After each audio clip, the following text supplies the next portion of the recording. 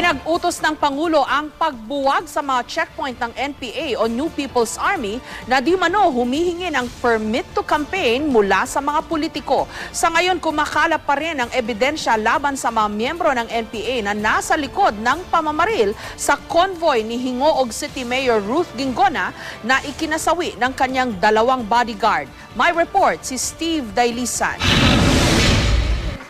Matigas ang anak ni Bartolome Velasco, isa sa mga bodyguard ni Hingoog Mayor Ruth Gingona na napaslang sa paghingi ng tawad ng New People's Army. We're not stupid.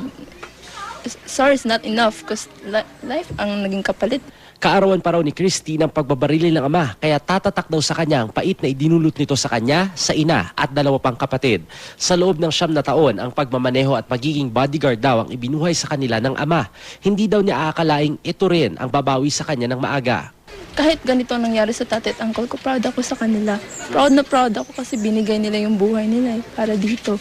5 anak naman daw na ulila ng tiyuhin niyang si Nestor na napaslang din. Inoobserbahan pa rin sa intensive care unit ng ospital ang bodyguard ni Mayor Gingona na si Leo Cañete habang nailipat na sa recovery room si PO3 Roland Benemerito. Ang alkalde pwede na raw lumabas ng ospital anumang araw bago matapos ang linggong ito, pero pinayuhan siya ng asawa at ni dating Vice President Chufisto Gingona na lumuwas muna ng Maynila para doon ipagpatuloy ang therapy sa kanyang kanang braso at kanang binti na tinamaan ng mga shrapnel. Kanina binuuna ng pulisya at militar ang Task Force Ruthie para humabol sa mga nasa likod ng pamamaril.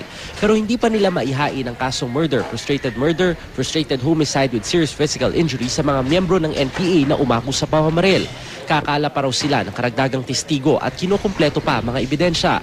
Patuloy rin daw ang pagtugi sa rebeldeng grupo ng 15th Infantry Battalion ng Philippine Army sa utos na rin ng Pangulong Aquino.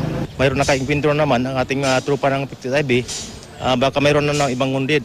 Reportedly, sa iwan ng Binakalan, boundary ng Barangay Samay, mayroon na dinala doon ng mga wounded. Ipinag-utos din ni Pangulong Aquino ang pagbuwag sa mga itinayong checkpoints ng NPA na umano'y nang hihingi ng permit to campaign sa mga politiko. We have consistently asked local candidates to not succumb to these demands and to report any of these, for lack of a better word, requests for payment to the DILG so the proper response can be made in those particular areas. Sinabihan namin yung mga political parties na magkakandak ng rally sa UR na dapat magpupunta sa amin, i-clear namin ang area bago lumabas sa doon. Steve Dailisan, GMA News.